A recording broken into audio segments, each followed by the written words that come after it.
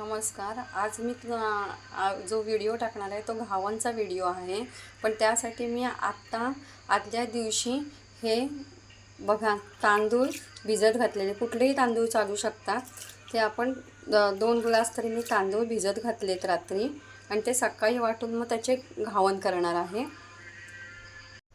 हे बघा, आता हे सकाळी ते जे तांदूळ रात्री भिजवले होते त्याचं असं घावनसाठी दळून घेतलं आहे. अशा पद्धतीने दळून घ्यायचं आणि थोडं पातळ करायचं आहे. पहिलं तेल लावून घ्यायचं आहे तव्याला. आपण आता नीट डोसा टाकत आहोत. तेल लावून अगोदर घ्यायचं आहे.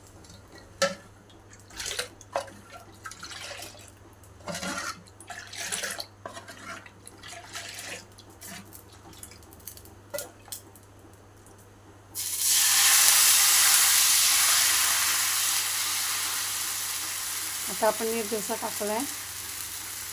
झाकण ठेवायचं आहे त्याच्यावर.